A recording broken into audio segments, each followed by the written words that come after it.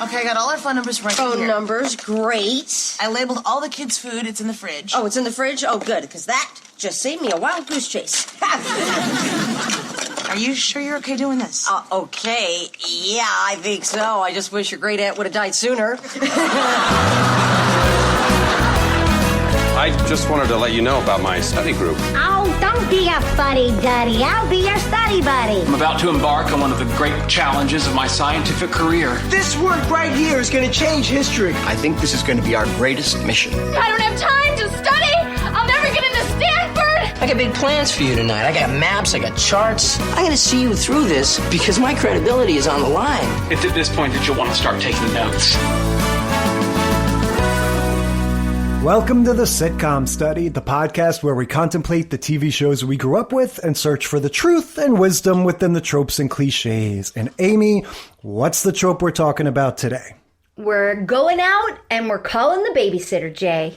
Babysitting in sitcoms. This is something that, has happened a lot in the history of televised entertainment. There's a few different angles that these shows come at it, I've noticed, because... Like the babysitter where the kid is evil, or the babysitting situation where, like, something goes wrong. It really depends, I think, on whether you're talking about kids babysitting or adults. Right. Because when kids and teenagers are babysitters, it often has the form of...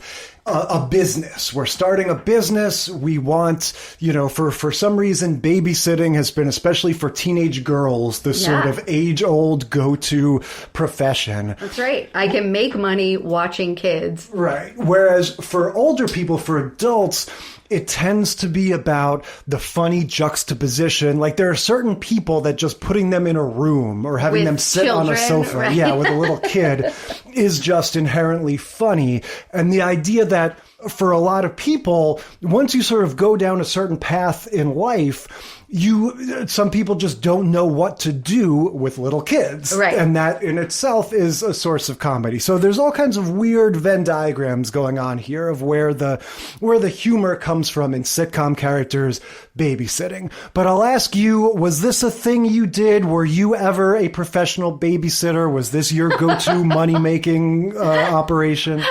Yes.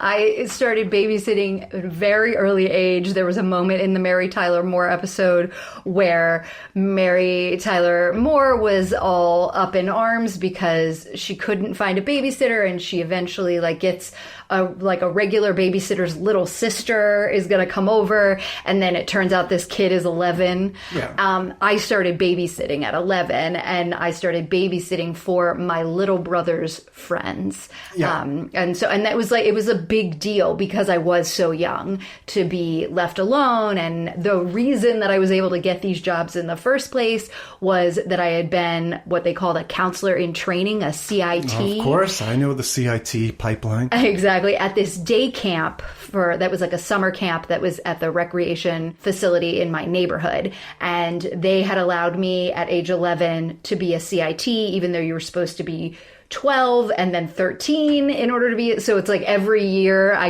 had to get a special waiver to be a CIT. Right. So each exception begat another exception. Right, exactly. So anyway, so I got this special waiver at 11 to be a CIT. And then because I was already babysitting my brother and my parents were like, wow, she's actually really responsible. They were bragging about me to my little brother's friends' parents. And so then I ended up sitting. And that was, I basically every weekend, that was what I did until I was around 16. And then at 16, I started wanting to not babysit and got a little bit more irresponsible and would say yes to jobs and then cancel on people. So I was a jerk. And my mom was like, you have to, if you don't want to babysit anymore, you just have to. If your heart's not in it, you got to move on. But yeah, I was the babysitter I was overbooked. Yeah. I was what Tina was trying to do, start a business. I accidentally had a business. I could have babysat every night if I wanted to. Yeah, I think that's the story of the Simpsons episode where Lisa becomes a babysitter. We're not covering that one, but I think that's all about kind of like you, because she's so smart and sort of responsible beyond her years. She's sort of petitions her family and then these like client families to let her be a babysitter, even though she's canonically in second grade. Right. And then, she gets in over her head, of course, because, things happen. So yeah, very interesting. Were you a babysitter? Did you do that? Yes. It was never my go-to thing, but when I was... boys, I feel like the thing was like girls babysat and boys mowed lawns. Yeah, but the truth is look, we talk all the time about the gender roles that we grew up with. Yeah. I'll say on both sides of it, like as a little kid, some of my babysitters were guys, this guy up the street. It was kind of a similar thing. The girl was my age and she had an older brother and he babysat us. Right. And I think I liked that. But yeah, in college, my summer job was always, I would work as a counselor. Yeah. I didn't need to be a CIT at that point. I was in college. I would work at a counselor for this. It was the local Y it was little kids, like 4, 5, 6-year-old kids. And so it was never really like a thing I did all the time. But once in a while, a family would really like me and they would ask me, oh, can you come over, whatever. So, maybe 6 or 7 times over the years, I would do babysitting. And I was fine at it. The kids always, remained alive, but I would get in trouble for I would say, how'd you things. handle at bedtime? Yeah. No, even that stuff was fine because I was good with kids and they were kids I knew. I worked with them all the time, but I was still an irresponsible 17, 18-year-old boy, and I would get in trouble for like leaving the popsicles out on the kitchen table and like little incidental things like that. Oh, you would be a little messy. Yeah. I wonder what that would be like to handle. I was like irresponsible in these small ways that I just didn't really have an eye at that time for like, keeping a kitchen all tidy and stuff. I think one time I left this kid unattended in the bathtub because I didn't know you weren't supposed to do that. And that ended up fine. But I think he must have told his parents or something like, I had a great time all by myself in the bathtub. And the parents were like, oh my God. They were just like, make sure you keep an eye on him in the bathtub. But yeah, so, I had my experiences here and there, but in general, I much preferred delivering pizzas as a young man, and I was offended when one of my hoity-toity babysitting clients, this mom, was like, oh, stick with me, kid, and, you won't have to deliver pizzas anymore. And I was kind of like, why do you assume that babysitting your kids is more fun than delivering pizzas? So, all right, we both have a little bit of a knowledge base here to go on. Yeah, way more than a little, but we're good to go. What are our shows? What did we watch? We watched Mary Tyler Moore, Season 2, Episode 18, Baby Sitcom. Clarissa Explains It All, Season 4, Episode 12, Babysitting, King of Queens, Season 3, Episode 9, Twisted Sitters, and Bob's Burgers, Season 8, Episode 4, Sit Me Baby One More Time. Yeah, so starting with Mary Tyler Moore, we've covered her a bunch of times now. Famous professional woman of the 70s. We know her, we love her.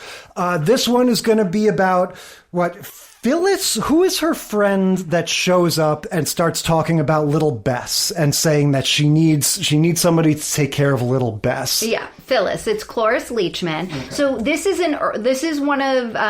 season 2, Mary Tyler Moore. We've never watched an episode of Mary Tyler Moore that's been this early. Uh-huh. Every episode we've watched for the podcast, Rhoda had already spun off, and Cloris Leachman we weren't seeing as much anymore because we had more of Betty White. This is in the days before Betty White has kind of come on. She may have, I'm not sure. Yeah, she's not in this one. She's not in this one at all, but she may have been like a guest appearance on the, like as another person at the station. But, we talked about it before. There's this whole thing where like Cloris Leachman's husband, she's having an affair with. And so like that, not actual Cloris Leachman, Phyllis, like the person that's her neighbor. But so this is a really early episode for us of Mary Tyler Moore. We got Rhoda. Rhoda's got a cold. She's down the hall or upstairs neighbor. They live in this house that's this like kind of old house that's been converted into apartments in Minneapolis. Those are the 3 people that live there that we know of. And so you have Phyllis, played by Cloris Leachman, and her husband, who we never see. And then you have Bess, their daughter, who is, Mary is going to do Phyllis a favor and watch her for the weekend. Yeah. And the reason she can't ask Rhoda when she ends up having this conflict and not being able to watch her one of the nights, the reason she can't ask Rhoda is because Rhoda is sick. Yes, Rhoda has 101 degree temperature. That'll be a running thing. But yeah, so Phyllis stops by and says, hey, can you take care of Bess? Sure, no problem. We get a little bit of work stuff, but not much compared to the other episodes. Yeah, this one is mostly at her house. Yeah, we just get a little stuff with Ted, the news guy, and her buddy, the other producer or whatever. So help me out here. The running thing with Ted here, does he have a date with a prostitute? What, he keeps saying, oh, I'm going to be out of town this weekend. I'm going to be away on business, if you know what I mean. Well, so by I was myself, wondering the same thing because, really. Later in the later episodes in this series, he has that daffy wife who is played by that actress that has the baby voice. Yeah. And so she's not in this, and he is arranging a date. So, and he says he's arranging something. Everyone's being all cagey and weird, and I felt like I felt like a little kid where like everyone's on the same page. Right, because he's on a personal call at work, and it's been over a half an hour. Mary's like giving him a hard time for tying up her phone and for so long.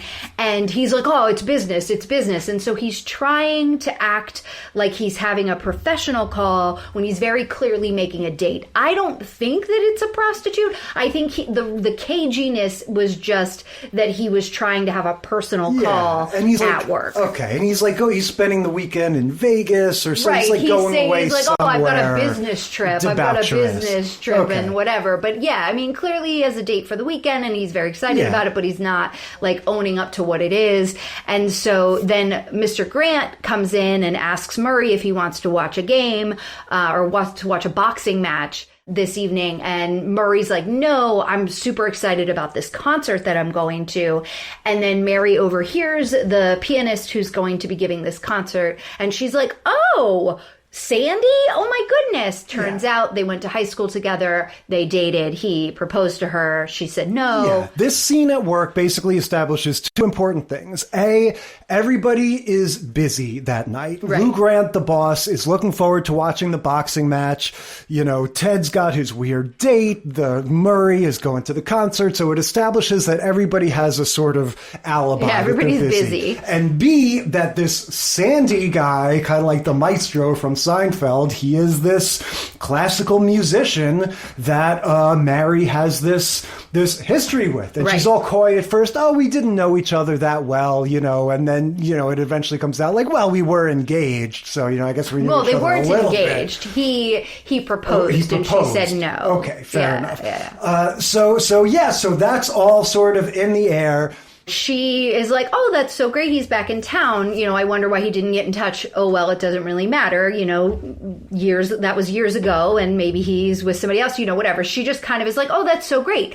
She doesn't want to go to the concert or isn't trying, you know. Murray is like, wait, you know him? Can you hook me up? Can you get me backstage kind of a thing? And she's like, oh, no, you know, like kind of blows it off. It was years ago, whatever. And then she's at home ready for her big weekend with Bess, and they've got this laundry list of things they're going to do. They've bought all the ingredients to make these really yummy cookies, and they're going to, you know, play these games. And so they have this whole night planned out together, and they're really looking forward to it. And then Sandy calls, and Mary takes the call and tells Bess, oh, hey, will you go and run and check the mail for me? So that way she can let Sandy know that she's unavailable and not make Bess feel guilty for being the reason she's unavailable. Well, Bess hangs out in the doorway and eavesdrops and is like, Aunt Mary, you need to go out on that date. How don't you cancel don't you not go on that date just because of me? Like, if you want to go. We'll make it work. And so Mary is like, going back and forth about it. Yeah, let's just talk about Bess for a second. So we met Bess somewhere along the line here. Phyllis has come and dropped her off. You know, have fun, Bess. I'll see you soon. So this is definitely the oldest kid we're going to have across these 4 shows. Yeah. The oldest kid that's being babysat. Well, by and far the most mature. Right. And the only reason that she needs a sitter, like she would normally stay by herself. That's what she's saying. Like when Mary does decide to go on this date and is like, oh, I don't want to leave you by yourself for this time. She's like, I get left at home alone for a couple hours. It's fine. Because she is 11. She's okay by herself. But Mary feels guilty that, she doesn't want to leave her all on her own, and that but the reason she has to have this babysitter anyway is because her parents are going away for the whole weekend. Right. It's like a multiple overnight trip. They were going to some couples retreat where they were going to have some intense therapy talking session like they saw on some TV show. And so she was very excited about it, and they was, looking for somebody to fawn her kid off on. Yeah, but just to sort of paint a picture, this girl Bess looks like someone like she's out of the Partridge Family or something. This is the 70s, so we've got like this little girl with the long hair and the 70s clothes and everything, and just the way she carries herself, is very much like, oh, Mary, don't stay home from my account. She's like, oh, yeah, Mary, fine. Don't do that. You only live once. You go and have fun. It reminded me of, I think the last time I ever babysat was for my friend's kid, Norabelle. She was probably like 4 or 5, but she was just the most mature little kid, and she was just like, all right, I think it's time to go to bed now. I'll see myself to my quarters. I'll see myself over and that's what this kid is like, just totally, really So, and again, we're not going to get anyone else like that for the rest of these other shows. But so the fact remains that she does need some sort of babysitter. Like Mary does have to find somebody to replace herself. I mean, only as a plot point, though. I think what it really ended up feeling like, though, was that Mary was kind of like, oh, I might want to stay out all night, and so I might need to have somebody come over here and watch this girl. So Bess is so mature that not only does she encourage Mary to go to the concert, she recommends her own babysitter. Yeah, she's like, oh, I love the people from this agency. Mrs. Henderson's agency. Yeah, my mom always calls Mrs. Henderson's agency, so go ahead and call her. And then Mary gets laughed right off the phone from Mrs. Henderson's agency because... This is the classic joke, like when somebody calls, hello, Dorsha Restaurant, can I have a reservation for tonight? Why are you laughing? Exactly. And so, Mrs. Henderson laughs her right off the phone call because... too last minute. Yeah. And so she's like, well, then can you recommend the next best agency? And that is the babysitting agency that sends the 11-year-old girl. No. She also laughed at her about that and was like, but we're the best. I don't have anyone to recommend. There are no others. Exactly. So then Mary opens the phone book, calls all the agencies, nothing happens. She finally gets a hold of a friend of someone that she calls her friends who have kids, and she's like, hey, who do you use for babysitting? She gets a hold of one of their kind of regular or backup babysitters. That girl is also booked, and so that girl then says, oh, but I have a little sister.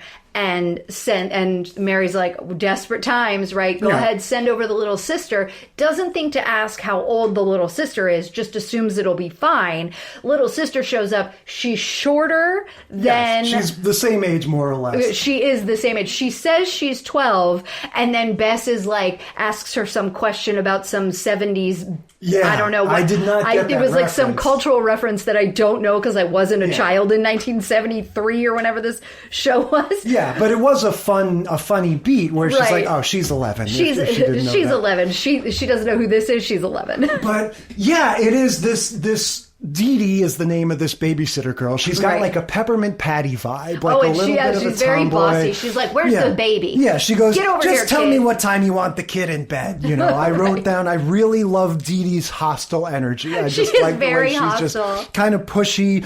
And it's a funny juxtaposition because she is a little smaller than Bess herself. The funny thing is, this girl would be a more or less, like we were talking about with you, a more or less appropriately properly aged babysitter if it was like a 4-year-old kid, if the kid herself was not. Was it like, also 11? Yeah. So does Dee Dee, she just kind of hangs around, right? She's like, well, you can't be a babysitter. Like, you can stay if you want, and I have to keep looking. And so we eventually get the comic juxtaposition of Lou Grant, crusty, angry old boss played by Ed Asner, has to come in and be the babysitter. Right. And the only reason he agrees to it is that his television broke. Yeah. And his wife's television is busy being used because there's some documentary on Henry VIII's wives that she wants to watch, so he can't watch the fight. So when Mary finally calls him, all we hear is her end of the conversation, and she says, "Oh, Mr. Grant, I have a favor to ask you." And then she kind of gets stopped in her, question. And she's like, well, yes, my television is working. Why? And he's like, "I'll be right over." So he doesn't care what the favor is. He's like, "I'll do whatever you need. I just need your television." So he comes in, he looks at her she's got one of those tiny, handheld TVs. Ones. Yeah.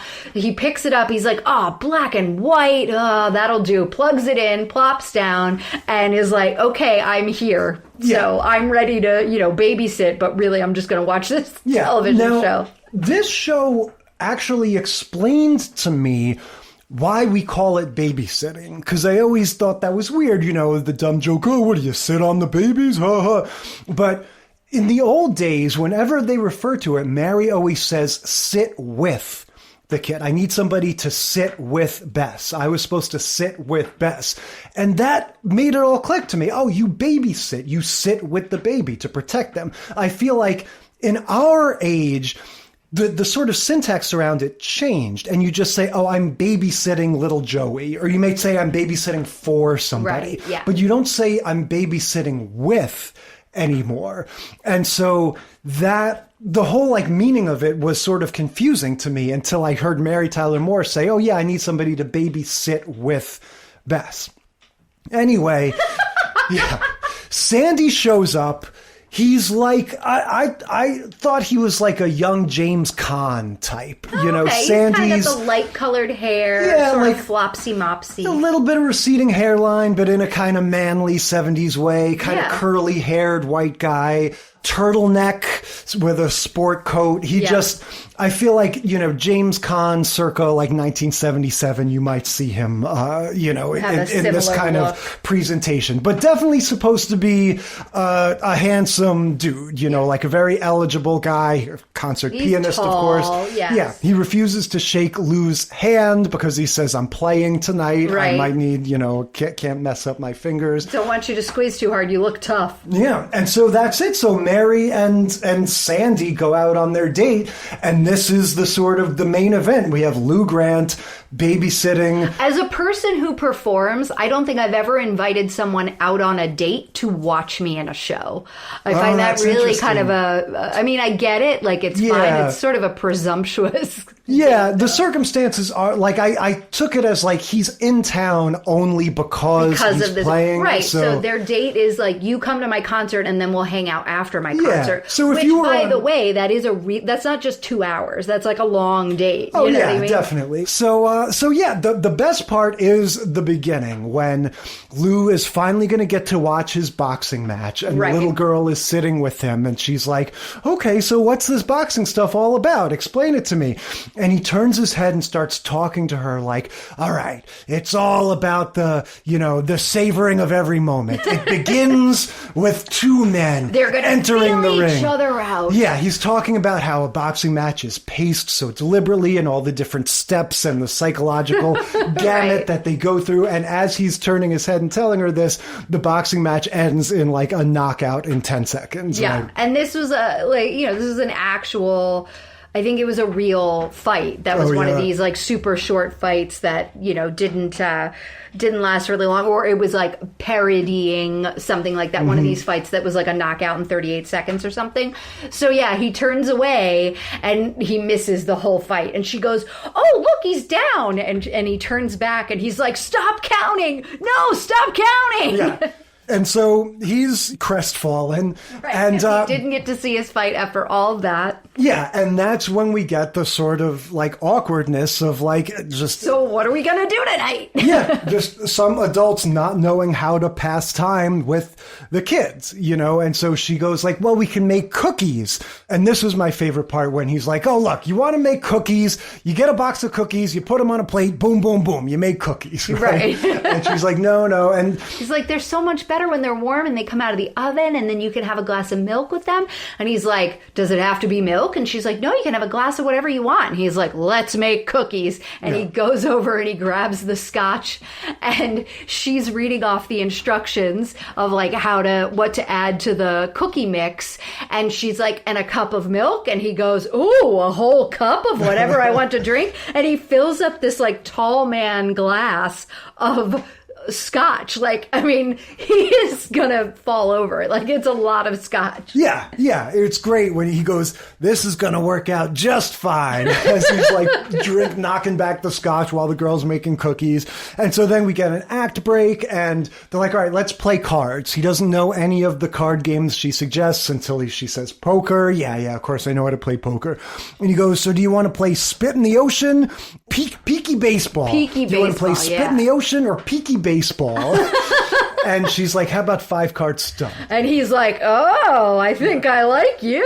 So they don't have chips, so they play for cookies. Right. And then we like cut to, a few hours later, Mary and Sandy finally coming home, and Lou Grant, they're both passed out. Lou Grant from, alcohol, presumably, and her right. just from being a little kid. And she's got all the cookies in front of her. He has one cookie in front of him. She has a pile of cookies in front of her, which we assume like, oh, she cleaned him out. Yeah. And then he tells us once he wakes up, oh, no, I just ate all of mine. Yeah. Yeah, and so Bess pretends to be asleep so she can sort of eavesdrop on Mary's good night with Sandy, and that's kind of it, right? Yeah, like, Lou goes home. Yeah, Lou, there's a little bit, we all were like, oh my gosh, how is he going to drive home? I mean, I know he's in a city, so I figured he maybe took a cab or something, but he then comes right back up and is like, I can't get a cab at 1 o'clock in the morning. Somebody take me home. Yeah, and so, this one, it's just all about that comic,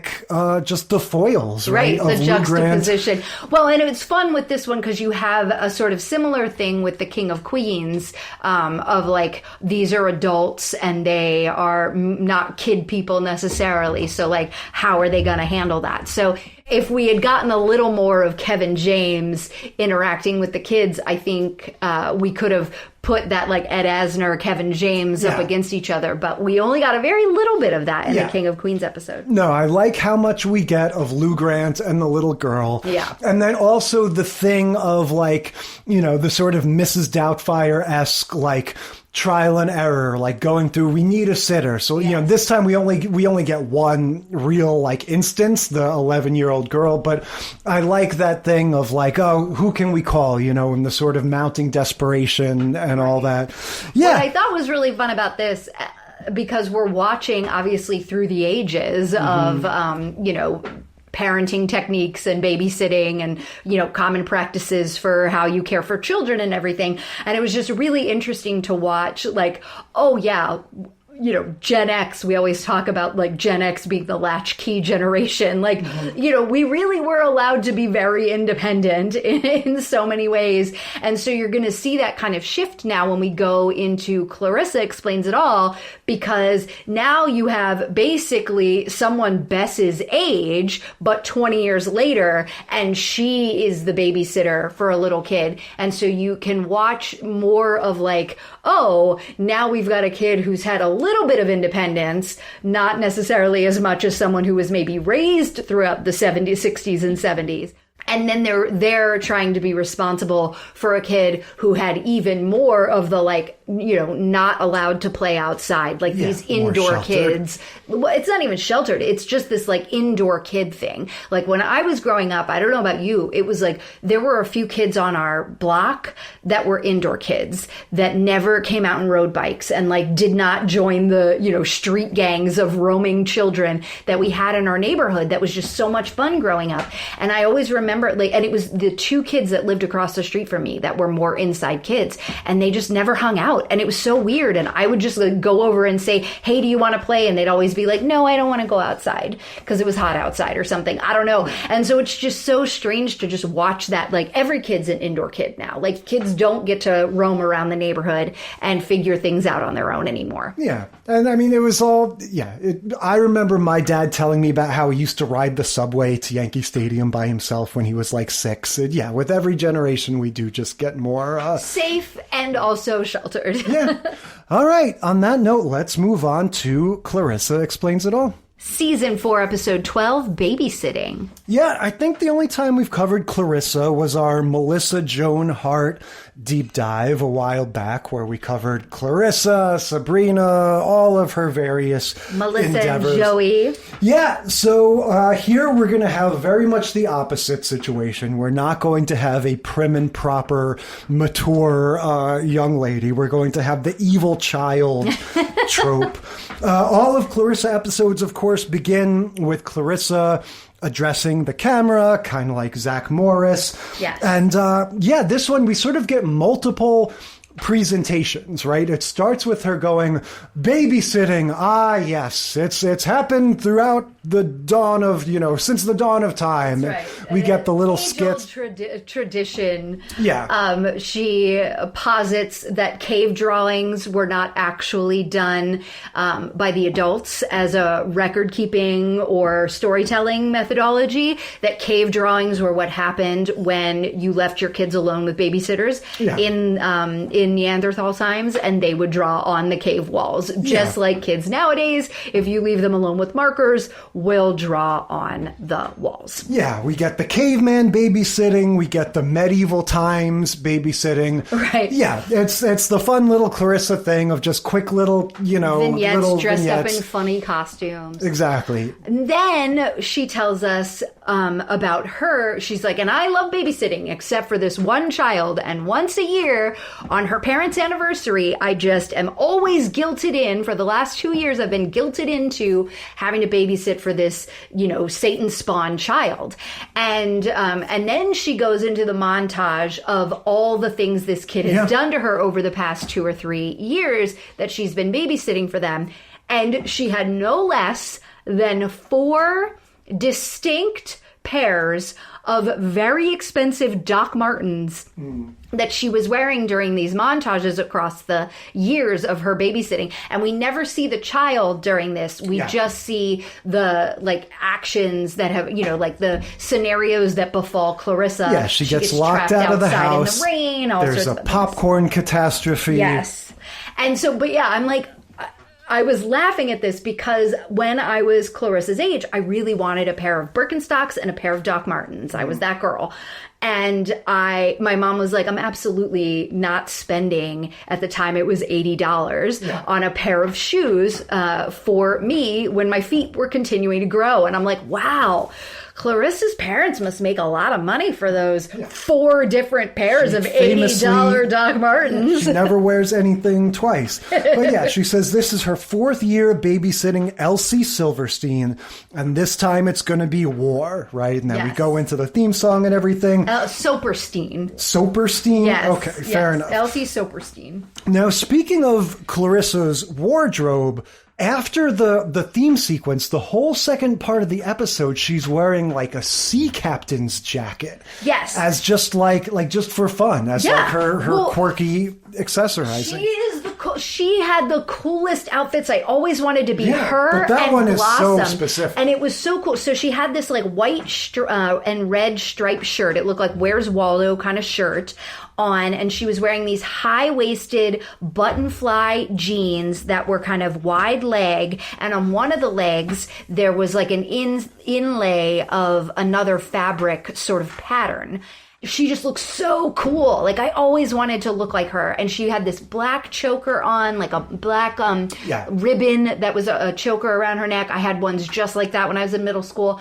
And then as she's getting ready to like get out of the house with Sam really quickly before the phone rings, because, you know, she wants to avoid getting guilted into having to do this babysitting, she throws on a blazer, which again is super popular right now. Like people wear these oversized blazers over their kind of oversized. Definitely a 90s thing. And which has come back around again, like everything 90s is cool again. But yeah, she looks so awesome. She looks so hip for like right now, even though it was 94, 93. But the sea captain jacket is a bold move. Like to me, it looks like a so costume. Cool. Like, it does, but it wasn't.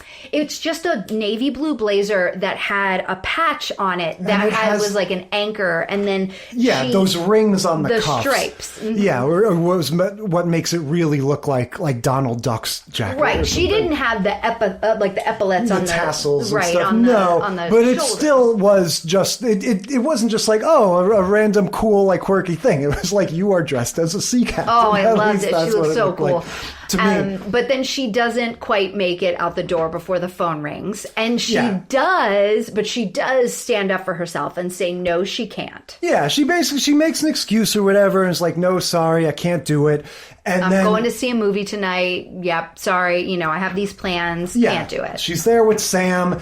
They're going to make their getaway. Her parents are also going out to something. Mrs. Soperstein herself shows up right at the door to guilt Clarissa. Yes. And she has with her none other than little Elsie Soperstein, played by a young Michelle Trachtenberg. It was a total surprise. I think the only reason I knew that Michelle Trachtenberg had been on Clarissa was that when she died, all these celebrities were like posting things on Instagram about her. And I think I do follow Melissa Joan Hart. And on Instagram, she had some sort of like screenshot of them together or some like, you know, picture from way back in the day. And so I was like, oh yeah, I think I do kind of know that she was on the show, but I do not remember this episode. No, I think this was a one and done for her. Now, Michelle Trachtenberg, was she Harriet the Spy? She was. Okay, because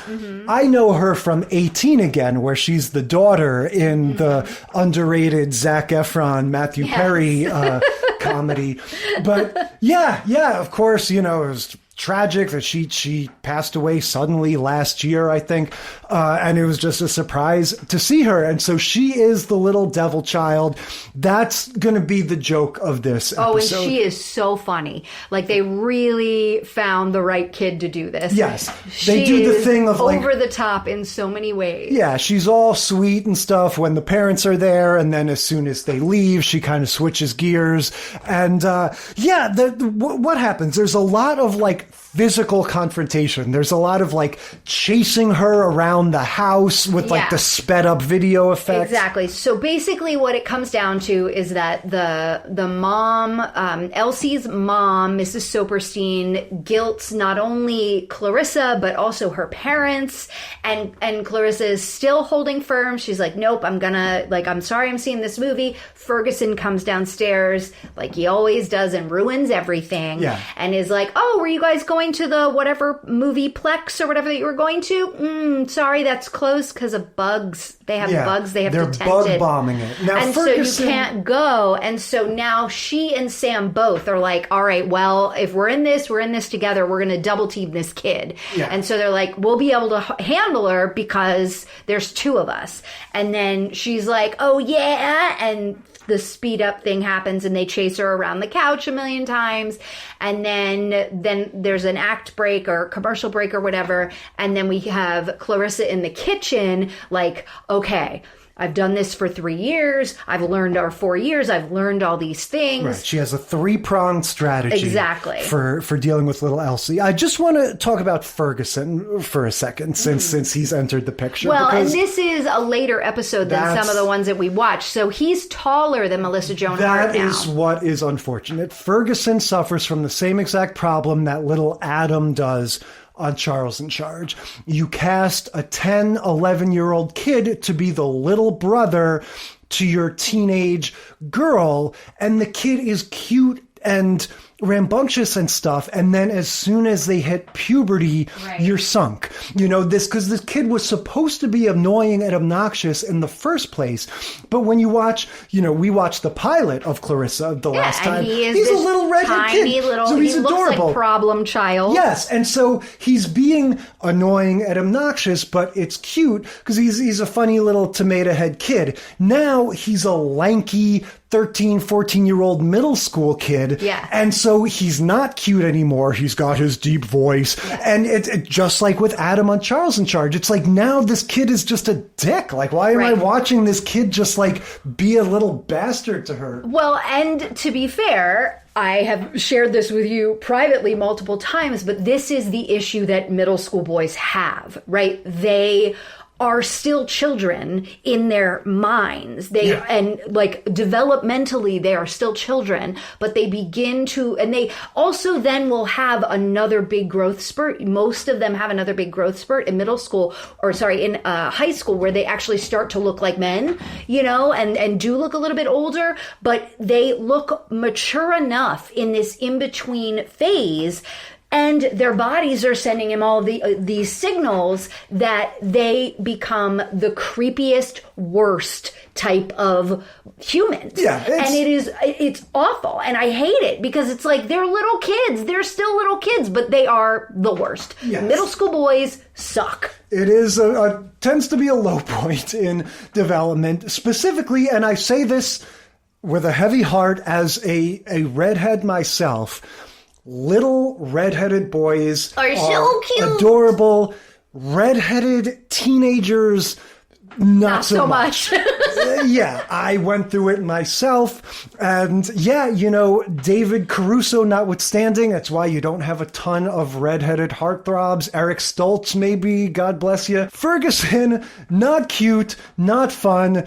Sideburns, like he's got these like non-sideburns that are like weirdly too shaved. So closely. I'm going to disagree with you that he's not cute. Because he's still kind of adorable. Like, all right. I think he's still kind of adorable. Fair enough. Great. I that's something I'd love to be proven wrong about. I was just feeling for him like, this lanky, 8th grade, 9th grade kid. Like, he's got nothing going for him. Because, again, you cast them because they're funny and they're a squeaky voice and everything. No, I think the issue is that it doesn't make sense as to why. So, first of all, this is an episode where Clarissa's nemesis isn't Ferguson, right? But she's helping. Right. This little, Harriet the Spy, Elsie girl is the little seed of evil that Ferguson usually tries to play, right? So I just kept waiting for that next shooter drop where she was like, this kid is just like Ferguson. Ferguson can fix this because he can do something about it. But the way it turned was that this little girl has this huge crush on Ferguson. Right. That's ultimately going to be the plan. But before we get there, we have the three-pronged approach, like you mentioned. Clarissa tells us via another address to camera, Elsie loves pudding? Chocolate pudding. Elsie loves her extensive video library. Yes. And she has rope to tie her up. That's right. Those are her three things: pudding, videos, rope. And then when she goes lull her into submission, make her, give her, a total chocolate coma, food coma. And then if none of that works, she'll tie her up. Yeah. And then when she goes to execute her plan, she discovers that Elsie doesn't like pudding anymore. She thinks all of her videos are lame, and the whole thing, it just is out of date. And the whole time as Clarissa's explaining this, we're getting this sort of off-camera slapstick where we're hearing Sam go like, "No, don't do that, Elsie," and all kinds of crashes and clangs, and "Watch out, that's flammable." Just all kinds of weird stuff that we don't see. And then it eventually is going to come to, hang on, Elsie's Achilles heel is Ferguson. Because he comes downstairs, takes a picture of Clarissa having, been stymied at every point of her 3-point plan, trying to tie the child up. Yeah. Ferguson, his whole gag in this episode has been running around with a Polaroid camera, taking pictures for blackmail. He calls it for journalistic purposes. And so he gets this picture of Clarissa trying to tie Elsie up. And he's like, oh, this one's going to be great. Might even send it to the Child Protective Services or whatever. He's in the process of blackmailing her, being his normal Ferguson self when this happens. And so then Clarissa finds out from Elsie that she has this big crush. Yeah. Because Ferguson is the only child that isn't seeing her true self. She is all sweet and nice, even though to every other young like person... she is with the parents. Right. Even though to every other young person, she isn't. And she's doing this like weird batting her eyelashes thing. Yeah. And so Clarissa kind of probes, like, oh, what's going on? Funny. Tell me more. When Clarissa, she just goes, hey, Elsie, and Michelle Trachtenberg goes, what, chicken butt? It's like everything she says is like pure gold. Yeah, and then so she arranges like, well, what if I can get Ferguson to come watch TV with us? Yeah, will you stop being like this? Yes, another trope of the little sociopath that she's like, oh, Fergie, little Fergie, like kind of like the energy Sally Brown has to Linus. Yeah, just very much, in her own world or whatever. And so, yeah, what is it like? It ends up with Ferguson sitting on the couch with them, and she's kind of climbing on him. Right. And stuff. So when the interaction that they had right before, when Ferguson was about to take that Polaroid, he goes, hey, say cheese. And she goes, cheese, seeing that he's about to take this blackmail photo. So that happens. Then fast forward to later, right? Clarissa has figured out she's got this crush. She goes upstairs and Ferguson's like, I want 75% of your babysitting earnings in order to come down and help you out. And so I think they haggle a little bit, agree on 65%. Ferguson comes down. He sits on the couch, and every couple seconds, she's like tapping, Elsie's tapping Ferguson on the shoulder, being like, hey, Fergie, remember? Cheese! And that's her way of flirting. And it is so awkward and so cute. And Ferguson's just like, okay, Elsie, that's funny. I remember, haha. Not getting at all that she has this crush on him. And then she keeps scooting over, and he scoots over, and then she scoots over again. And then he falls off the couch, and she gets down on the ground, and she keeps blousing out her skirt and sitting like a lady. And she lays her head on his shoulder, and she's like, hey, Ferguson. And he goes, don't say cheese again. And she's like, when I'm 24, you'll be 31, and then you'll be my husband. And he's like, what? Finally realizing what all of this is. And he's like, that's it, Clarissa, you can keep your money, I'm out of here. And he bolts up the stairs, and Elsie's like, well, if he's not here, we're going back to the way it is. And then she starts, she goes to start being a little psycho all over again. And Clarissa's like, whoa, wait. They pull the old tape record the bad guy saying how bad they are. Oh, that's right. She gets her to pause because she's about to start her craziness again. And she's like, what if I can get Ferguson to change his mind? Hold on. Let's go have a quick conversation. And then they're doing this whole setup to where, because Elsie's like, oh, I'm coming after you now, Ferguson. If you don't want to be my boyfriend or, be my husband later on, now I'm going to make your life a living hell or whatever. And so they're like, okay, Elsie. And they leave the kitchen door open. And they're like, all right, I'll do this and you do this, and Ferguson's that's how we'll get her or something. Yeah, Ferguson's like, you wouldn't really do that to a child, would you, sis? Yeah. Well, if you think so, if you think that's okay. And they're setting Elsie up so that she will just let loose and reveal her whole plan. Yeah, she'll be like, oh, my parents think, they're such suckers. They think that I'm a good girl when really I destroy everybody or whatever. Yeah. It's just your standard thing. If you think you're going to get away with this, I'll tell tell them that you hit me, and then they'll know. And, you know, all the, like, it's the Batman Returns, the Penguin going, I played Gotham City like a fiddle. And then they show everybody what he said. And so Ferguson, you know, she finishes her whole diatribe. Ferguson plays back a little bit of it. And she's like, I am prepared to make you a very generous offer for that tape. Yeah. And so that's, okay, I feel like 1 out of every 3 plots in the 80s and 90s ended with this solution. This was so you mentioned Problem Child.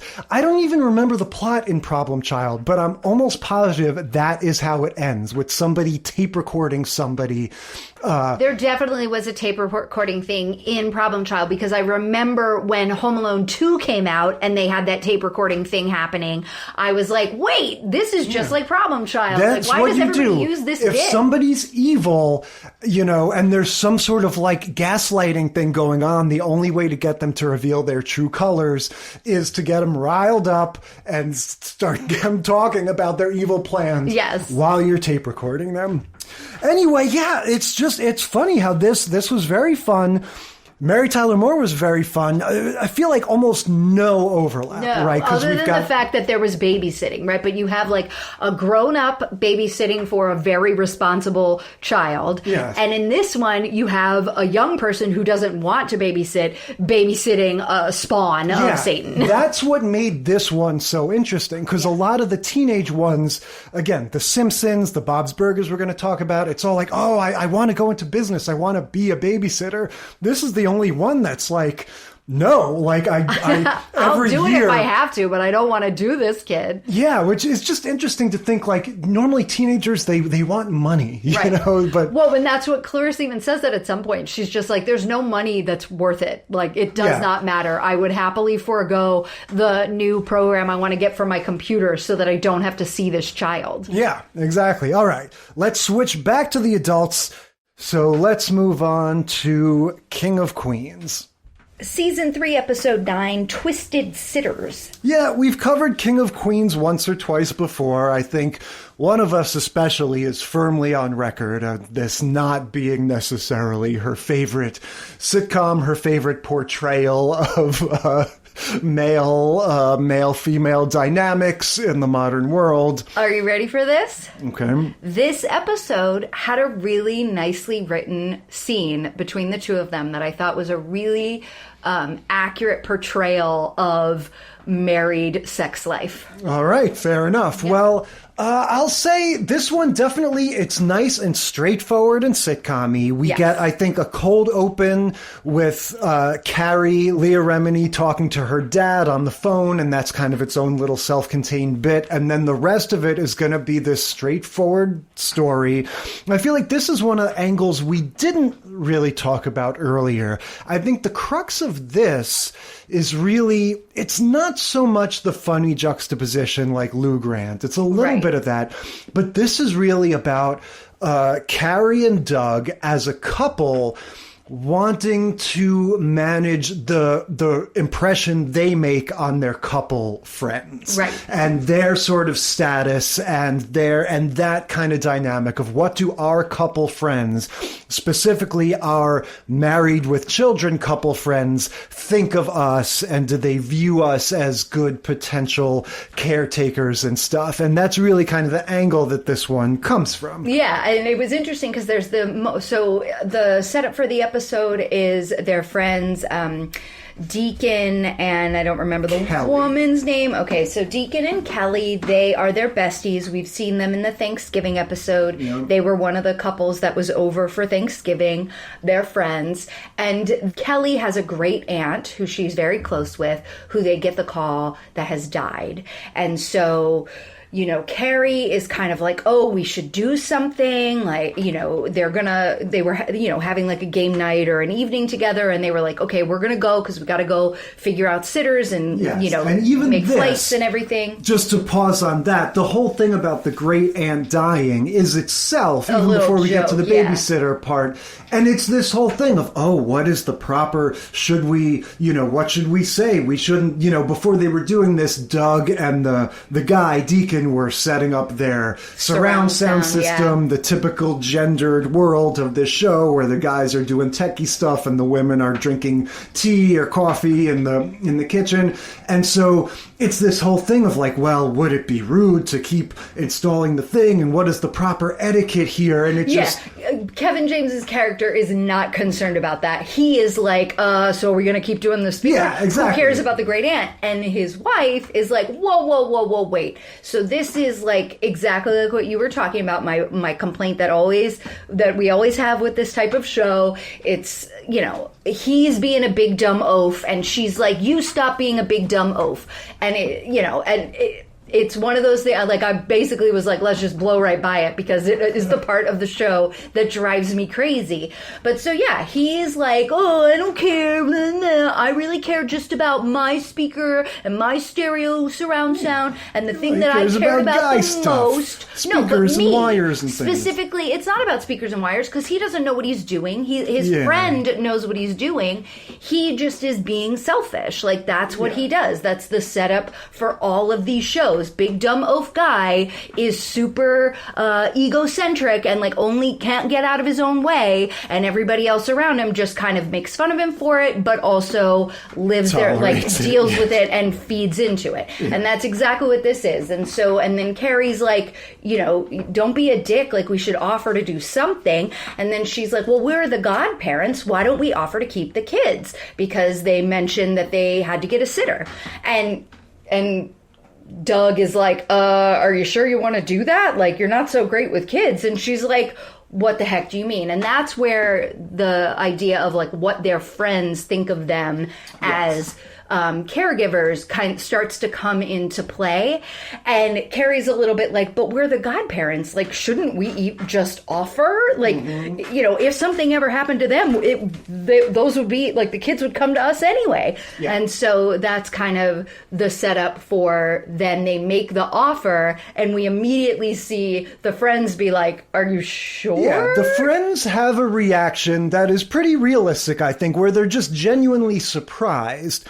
It's good. They're going to debate later on, Carrie and Doug. Were they hesitant? Did they not think we were good enough? And that is sort of in the eye of the beholder. I think what is clear to us, the audience, is like, oh, they weren't considering that. Right. Just like what often happens, because I love kids and I would babysit my friends' kids for, forever. But people generally don't think about turning to their adult friends that aren't their family members. Yeah. That aren't family members or other, or that have young kids that age, right? Like if you and I had young kids, I think it would be a no-brainer. Some of our friends who have kids might be like, oh, can, little Josie stay with you for the weekend? Yeah, exactly. Because she would have a friend to play with. But because we're, a couple without kids, people don't think about asking us to help out. And when I say, oh, we could totally do that, they're like, are you sure? Yeah. So this was a dynamic that I'm quite familiar with. It is a transformative thing, like just the round-the-clock responsibility that you're asking somebody to take on.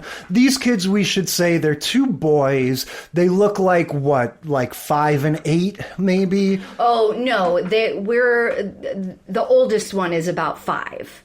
You think so? Yeah, maybe okay. 6, like, and he's then the younger one, lanky, but okay. The younger one is a baby that they're carrying. So the younger one is around, you never see that child walking, but I would he's say usually on the floor. He's kind of like Maggie Simpson, I guess. He's kind of on the floor playing with blocks and things. Exactly. All so right. you don't, it's a toddler. Like, you don't ever see the actual actor kid walking. Uh-huh. So we're looking at around like a, 18 months to 2-year-old and a 5 to 6-year-old. Yeah. Okay. So yeah, they're little kids. So yes, they do need to be minded pretty much. That age thing right there is why no one ever asked you to watch their children. No, I'm good I know kids' ages. I was just remembering it wrong. And that kid is pretty tall. Anyway, the thing that I think makes Doug... Leah Remini's just short. Fair enough. The thing that I think makes Doug kind of a dick is that as he's making the case to Deacon and Kelly, he goes, hey, why not? There's 2 of us. There's 2 of them. Why can't we handle it? And so they convince them, Doug Doug and Carrie like, okay, sure, great, we appreciate it. We'll take the kids. And then as soon as they're in charge of the kids, Doug goes, I'm off to work. Right. Couldn't like, you tell I was in my uniform? This is my Saturday. I have to work. Didn't you remember? Yeah, so they're not only babysitting for them, they're house sitting. This is all taking place at Deacon and Kelly's house. They're staying over to take care of the kids. Right, because and this is what the mom, the Kelly woman, was saying, that like they have, there's a lot of things that go into this, right? Because they're little kids, and it's a weekend, so they're home all the time. It's not like there's any school or anything for them to go to. It is just, especially with a baby, you have a schedule that they're trying to keep on. It's a round-the-clock thing that Doug is not participating in. The whole setup was that Carrie specifically is not really motherly. Right. So not only did she start, she was confident that, yes, we can watch the kids, and then Doug kind of questioned her, maternal nature, and then her friends sort of hesitated a little bit and asked, are you sure? And so then she was like, oh, I have no confidence at all. I mean, but together, me and Doug, we can do this. And then he pieces out. So we're set up to see her go through sort of a fraught experience, but then it goes to commercial. We come back. Doug comes home from work. Turns out she has supermom capabilities, and it was all great and easy peasy. And she's like, wow, look at that. And this was the part of it that I thought was actually pretty sweet, was that he was like, oh, wow, I think that, that's really sexy. Look at you being such a great mom and, figuring it out. And I wasn't even here to help out. And that's great. And it was, a rare kind of, not necessarily self-aware moment on his part, but it was a reason for them to actually be together. Yeah. You saw for a second about what made them a good couple. Actual kindness as opposed to comical cruelty. Exactly. Yeah. The thing that I thought was funny or relatable, I guess, off to the side of the kid thing, is that Carrie does not want to sleep in their bed. And she just assumes oh no, that's off limits. What are you doing? And Doug is total opposite. He's just what do you mean? There's a big king-size bed here. Why wouldn't we sleep in it? Why are we sleeping? Why did you make up the sofa bed? Yeah, I was very much Team Carrie. I knew you would be. I'm not going anywhere near somebody else's bed. I don't know. To me, obviously with Airbnb and everything, we've gotten used to sleeping in strangers' beds and just kind of hoping that they've done the proper cleansing and stuff. But yeah, to me, I don't like being in other people's bedrooms. I don't like being in other people's houses, really. So, yeah, I am definitely on the side of, I would have to be explicitly encouraged to sleep in somebody's bed to even consider doing that. Yeah, I think, 100% that would have been something that they talked about. Yeah. If they were, staying over. They 100% would have. But in the world of this show, they didn't talk about it. And I would be 100% Team Doug. Absolutely, we'll change the sheets for them. We'll make up. I'm not sleeping on a crappy sofa bed when A, I live next door and could be in my nice comfy bed, and B, there's a bed right there that all I have to do is change the sheets on. It's because you value physical comfort and I value psychic comfort. So in that very bed is where the main plot point of the episode happens, which is, just like you said, this whole thing has been quite good for Doug and Carrie's relationship. Right. And so they're going to sleep in this bed. They're experimenting with the automatic music thing. Doug, there's some kind of remote control that plays music. Yes. And they have a dimmer right by the bed. Yeah. I was waiting for the mirror to descend. Yeah, this is it an was Austin starting Powers-esque. to get a little bit they got a kind of a love nest in their bedroom a here. little bit of a lair. And the barrier Barry White music or something along those lines starts playing. And long story short, Doug and Carrie start getting it on. Yeah, and it was very sweet. Like, the writing was just right. It wasn't, this was one of those moments where it was like, he's going to be fucking gross and she's going to sleep with him anyway. And that wasn't it. She's going to be the woman that just arbitrarily doesn't ever want to have sex for no reason. I have a headache. Leave me alone. I've been dealing with these kids all day. You know what I mean? Exactly. And they didn't do any of that. They had a really kind of, sort of cute conversation, the way it is when you're in these long-term relationships and you're like in the same bed with the same person every single night, and most nights you're like, I just want my own space and I'm gonna go to sleep.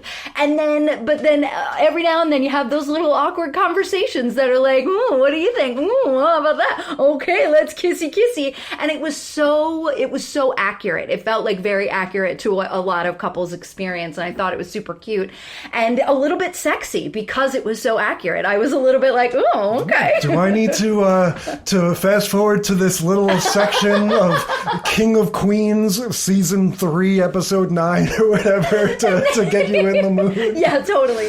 But then at the end, I also laughed because she goes, I shouldn't have let you mount me, which made me laugh really hard. The reason why she says that is because it turns out that little Kirby, the older of the two children, is a bit of a voyeur, as the Europeans say. He has wandered into the bedroom in the middle of the night and has stood there for quite some time while Mr. Doug Kevin James has been mounting his wife. Yeah, and then, something out of, like, The Haunting of Hill House, he just sort of furtively, like, walks away back into the dark hallway and goes back to his room.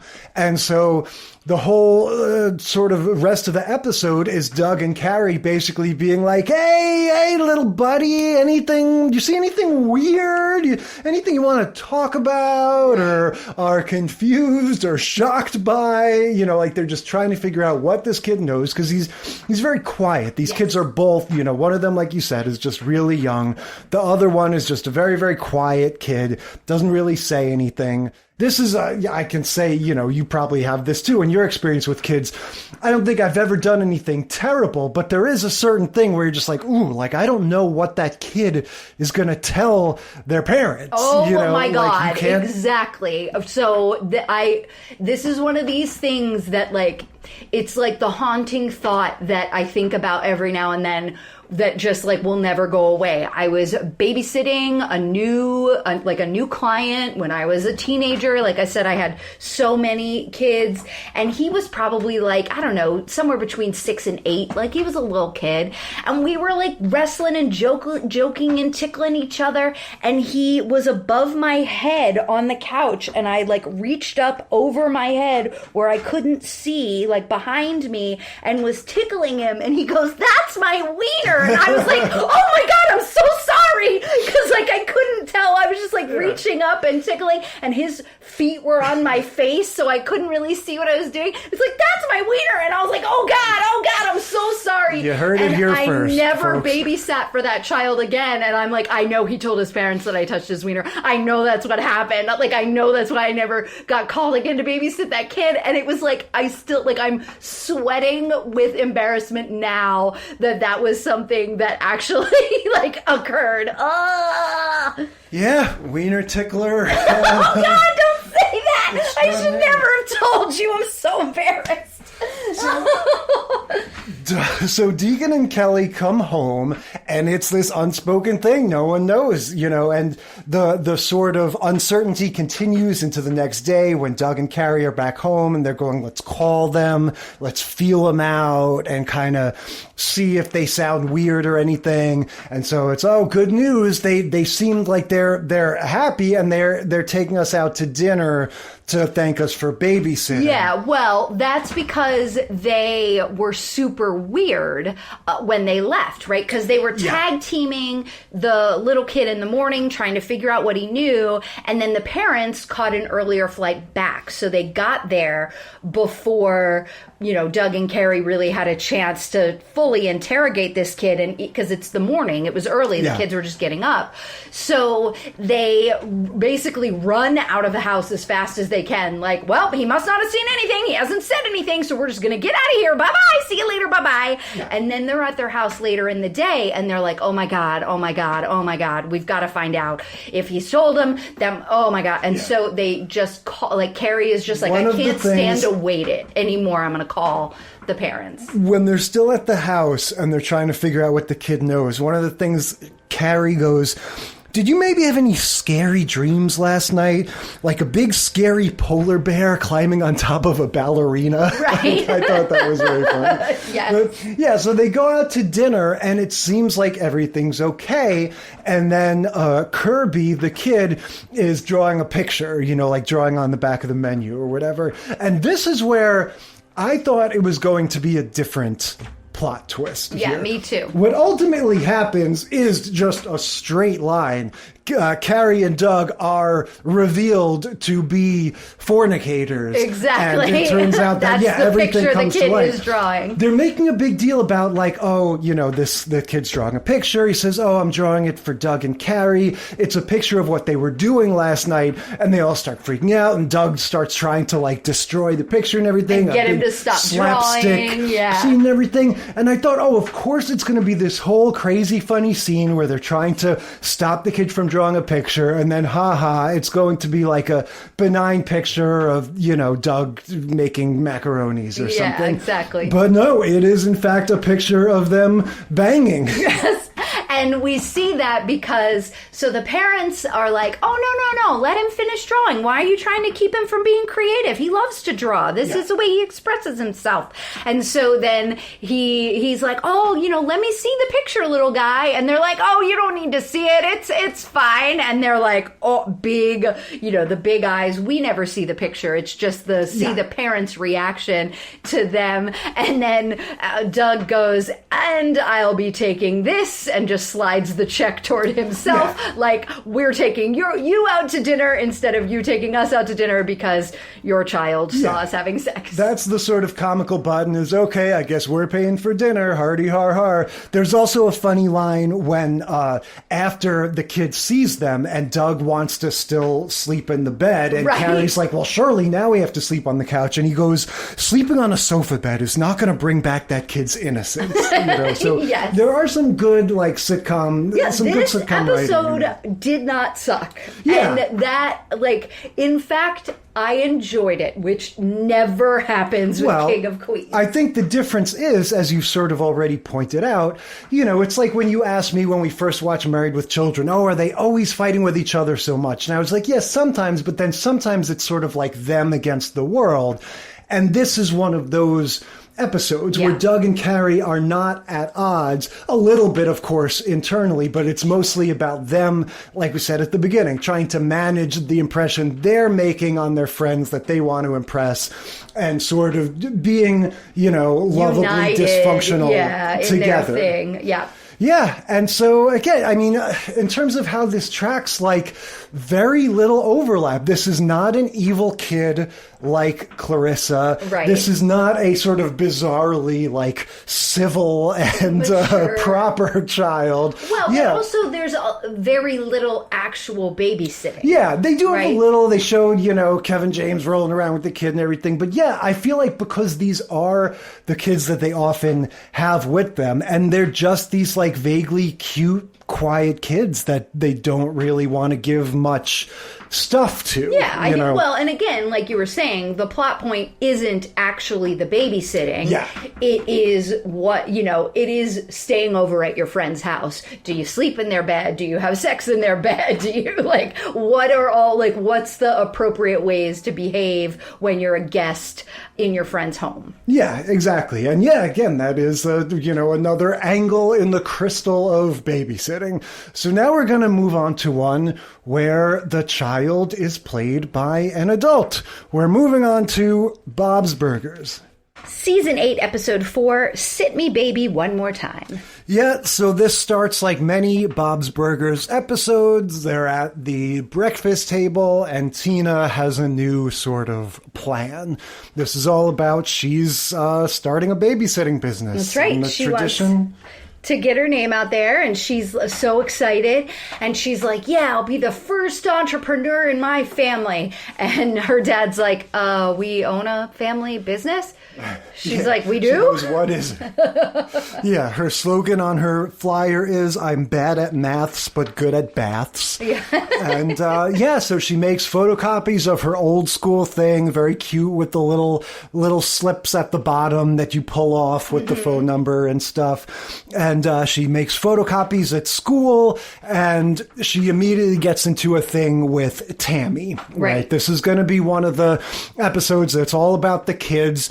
I love the way the relationships with their peers at this middle school, or I don't know what kind of school it is, but the way they're represented, where like the Belcher kids, they're not outcasts. Like, they don't always get along with the, sort of cool, quote unquote, kids like Tammy, but they're all kind of like friendly with each other. They get into these scrapes together, and there's something about over time the way they portray these relationships between Tina and Tammy and Jocelyn and Jimmy Jr. and Zeke and all of them. Yeah. That's very fun.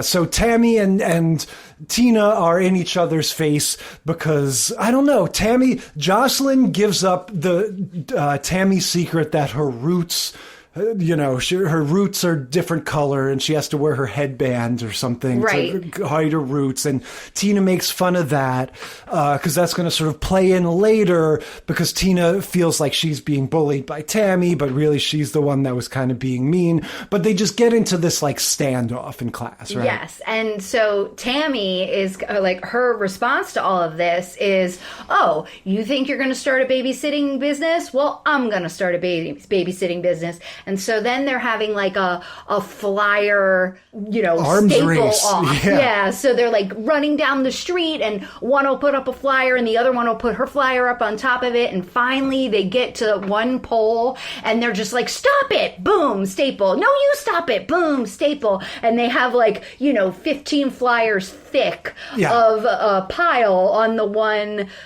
telephone pole. And then, they're ripping each other's off and stomping on them.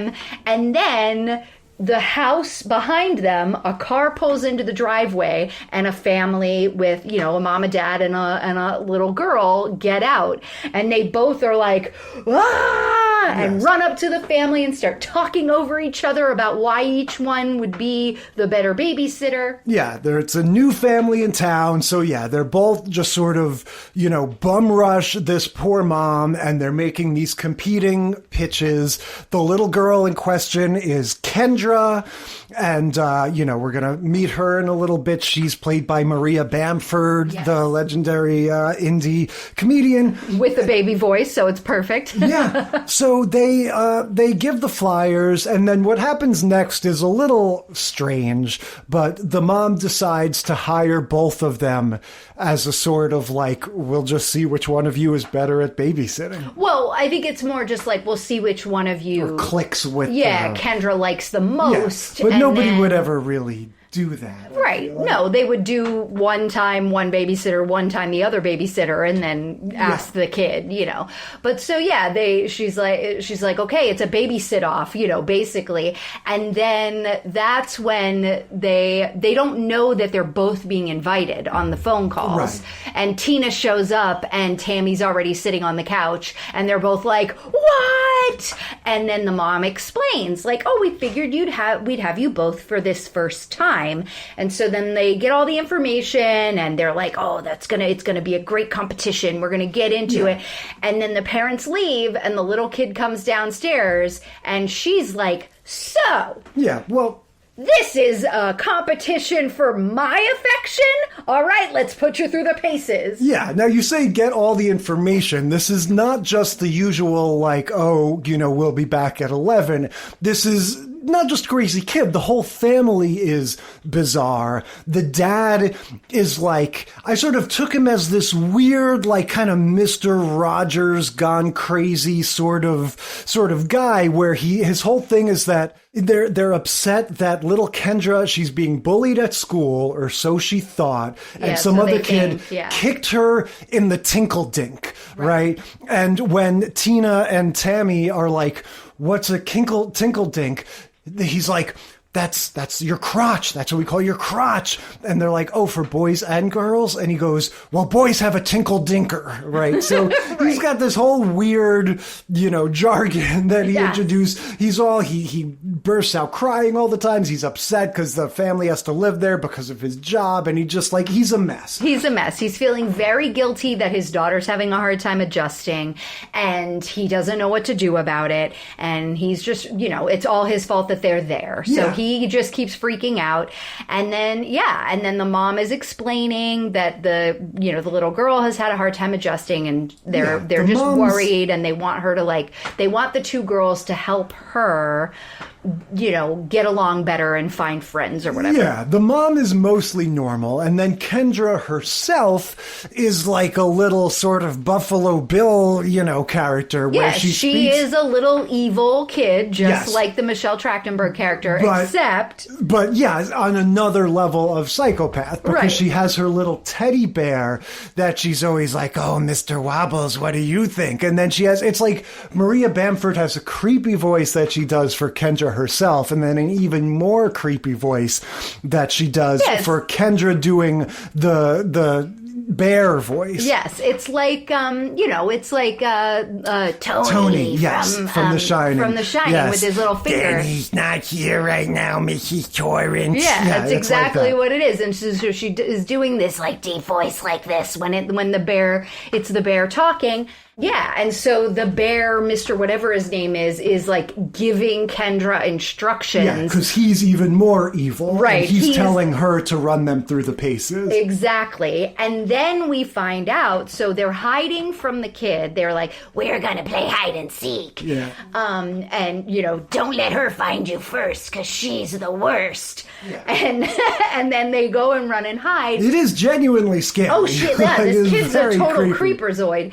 And so Tina hides under the bed, and under the bed, she finds a little memory box that has all of these notes from Kendra's teachers, where then she opens it and reads them, and it turns out all of these notes that Kendra is hiding indicate Kendra as the tinkle dink kicker. Yes. She's the crotch kicker at school. Also not realistic that the teacher would communicate through written notes through the kid and not and just assume that all of this communication was reaching the parents and never actually have a conversation with them. I mean, to be fair though, that is your first reach out is not I'm calling you. Sometimes but then she's a little kid. I would think at pickup time or something. I don't know. But maybe she's got an aftercare.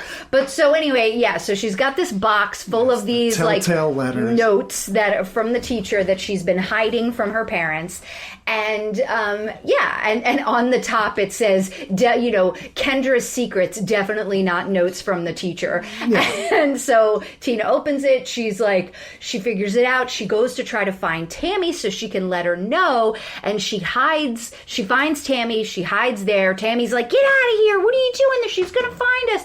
And she's like, no, you have to listen to me. You have to listen to me. And then they hear something out there, and the door opens, and the teddy bear's just sitting there on a chair by himself, staring at them. Annabelle style. Right. And she's like, and Tina turns to Tammy, and she's like, she's the crotch kicker. Run. And then the little girl pops up behind them, in a total scary way. And they're like, ah. And then the little girl starts Nazi goose stepping toward them, trying to up, kick them in the crotch. And then, ding dong, the boys show up. The boys come. Because Tammy was trying to make Tina look bad and texted the boys saying Tina wants you to come over, or use Tina's phone or whatever, and was like, Tina says come on over, we're gonna have pizza while I'm babysitting. So trying to get Tina to be the bad babysitter by inviting boys over. now the boys show up and they're like, help us! She's a crotch kicker! And so she's like terrorizing all 4 of these teenagers. As soon as little Kendra sees the boys, the first thing she says is, boys have a tinkle tinker, and attacks them. This is what Bob's Burgers does so well, is taking this notion of getting kicked in the crotch and just sort of investing it in like that's the stakes of this episode. Like the kids are all really scared of getting kicked in the crotch because it hurts a lot and they don't want that. They stuff leaves down the front of their pants. That's the best line of the episode is that they're all 4 kids are together. Tina goes, okay, I know I've said this many times before, but this time I really mean it. We need to put leaves in our underwear. And so, for the rest of the episode, Tammy, Tina, Zeke, and Jimmy Jr. all have just like big mounds of leaves sticking out of their pants. And it's just like this little mini horror movie of them being terrorized by little Kendra. Well, and so then Tina has this realization, not only that like sometimes she's the bully too, but that means that what Kendra is doing is trying to like push people away with her crotch kicking before they can reject her. Zeke says it when they're all hiding. Zeke empathizes with Kendra and goes, she's just kicking them in the crotch before they kick her in the heart, you know, because like he's like the Nelson Muntz of Bob's Burgers. He's had a rough and tumble path. So Tammy, you know, sort of calls out Tina that this whole thing started because Tina was being mean to her, which I did notice from the start, not even remembering where this episode goes, when Tina makes that crack about, oh, well, all of my hair is the same color. I remember thinking like, oh, Tina's not normally quite like that. But so, Tammy pretty effectively makes the point, like, you were being mean to me. That's why I, you know, started this babysitting arms race. Right. And so they like kind of get on the same page, but how does it end? Well, so Tina commits to reaching out and helping this kid, Kendra, realize that she doesn't need the teddy bear who tells her what to do, and she doesn't need to try to push people away. So she tries to like psychoanalyze the kid, and she's like, hey, I know you're just doing this because, you know, you're afraid that these kids won't like you, but give them a chance. I promise they will. And then, you know, we've got like Kendra and the bear having this conversation, and he's like, you can't hide me. There's nothing you can do. I'm in charge now. And she's like, no, and like rips the head off the bear. And like she kicks him in the crotch. Oh, that's right. She kicks the bear in the crotch. So now she has a slightly healthier way of channeling her like crotch kicking tendencies. And then the parents come home and they're just like, oh, maybe we'll hire both of you again next time, right? Like it's just kind of happy ending, no harm, no foul. And so again, a whole different angle. Like this one, even with, I guess it has in common with the Clarissa that the evil kid thing, the fun sort of slapstick, because Clarissa had the like sped up footage running around the house. Gotta get away from this crazy kid. This has a very funny animation moment where at some point the parents call and it's in the foreground. Can we check in on her? Yeah. Can we check in on sweet Kendra before she goes to bed? And Tina's like, nope, she's asleep. Yeah. And Tammy's in the background. Yeah, it's like Tina in the foreground talking on the phone and Tammy in the background like full body, like using all of her weight to keep the door closed as the little kid is breaking it down. Right, so, and you keep seeing like as the door moves open just a little bit, like the bear is the one that's pushing it. And she's like, and Tammy's like, she's surprisingly strong for such a little kid. And then the bear's like, it's me. Yeah, but it's funny how even that similarity sort of goes away. Like the whole context of it is different. Like it just, all of these had a very different sort of take. So what do we think? MVPs, ups and downs, winners, losers? So I definitely thought the most fun ones were the evil kid ones. I think, you know, if we were to do this whole thing all over again, I would be like, ooh, these 2 feature evil kids. Let's see if we can find 2 more. Yeah, I do kind of regret. It would have been fun to do ones that were all kids babysitting and having a business and having it be more lined up. But as it is, what do we think? Yeah, and so I think I did enjoy those the most. They, to me, had like, it was the most, like, realistic babysitting and the most, like, actually focused on babysitting in terms of, you know, just the trope itself. So I really liked both of those. It was such a fun surprise to have Michelle Trachtenberg be the little kid and be such a good actress at such a young age. I enjoyed watching every moment of that. All of her little, like, you know, she was a little kid who had a really big part in this episode. She had a ton of lines. There's a couple of scenes where she's sitting on the couch where you see her kind of look off camera in a way that was definitely looking at someone off camera or something. Yeah. And so, you know, but I love those moments when you see little kids like being real little kids. It's also the Nickelodeon production value. Exactly. You know, they wouldn't cut that out. We Yeah. got it. But so, yeah. But I mean, that's the thing. They could get it in 2 takes because she did a really good job. Yeah. She had all these little facial expressions and body movements. Like at, you know, however old she was, 6 years old, 7 years old, she's acting with her whole body. She was very cute, very adorable. So I think that one was my MVP for that reason. Yeah, honestly, I kind of feel the same way about the evil kids ones being more fun, although I will say for all the reasons that we said, The King of Queens was a good, like, for that kind of show, one of those Everybody Loves Raymond, etc. It was nice to have it be about the two of them navigating this weird social situation and everything. There was nothing in that I was on the ground laughing at, but like I said, I related to the things about, oh, you know, are you or aren't you comfortable sleeping in their bed? Yeah. And when the friends take a minute to consider, you know, your babysitting offer, what does that mean? Like, all of that was pretty good stuff. And yeah, Clarissa was great because of, like you said, because of Michelle Trachtenberg. That did have all of the other, you know, Clarissa's a mixed bag. Like, I love Melissa Joan Hart. Her little missing tooth in those early Clarissa days is very cute, I think. I feel like you wouldn't cast someone now with that at that age. Or you I give don't them know. a flip so that you don't see it. Yeah. Yeah. And they do that, though. Like, they used to do that with Michelle on Full House and Stephanie. Well, Michelle especially because she was played by 2 kids, right? But with Stephanie and them, they would do it just for continuity purposes if they shot episodes out of order. Yeah, that makes sense. But yeah, I love Clarissa, but the rest of the cast is like, you know, like what I could take or leave Sam and like Mr. Darling. Yeah, Sam is kind of a bummer. Like he has some great line readings and other times where it's just like, God, like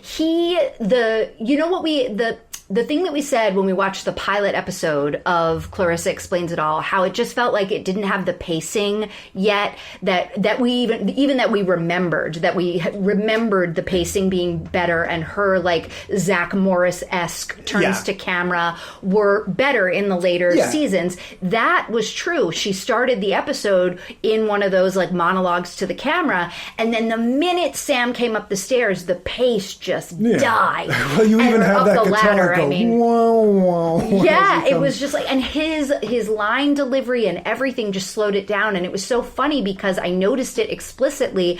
He had like 2 lines in a row, and then Melissa Joan Hart talked again.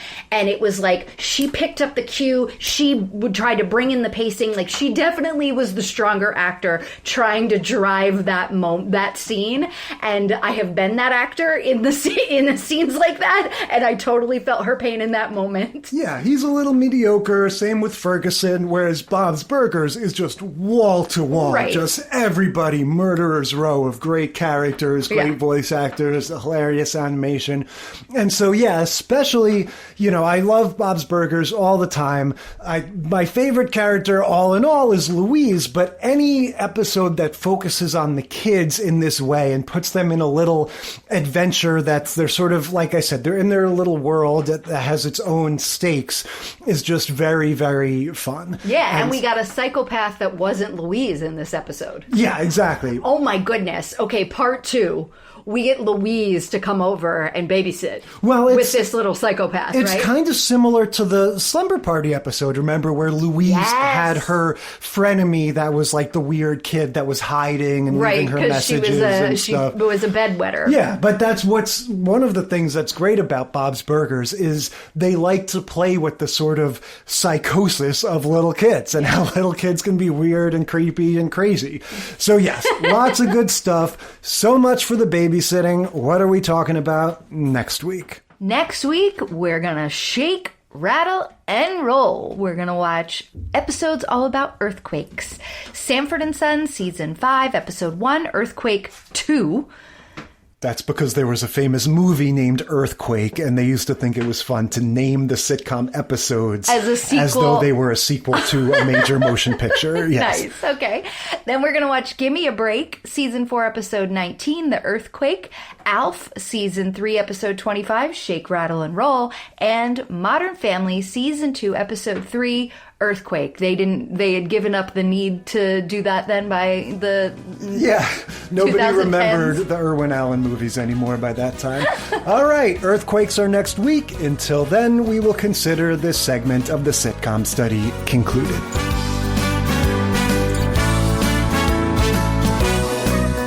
Thank you for listening to the Sitcom Study.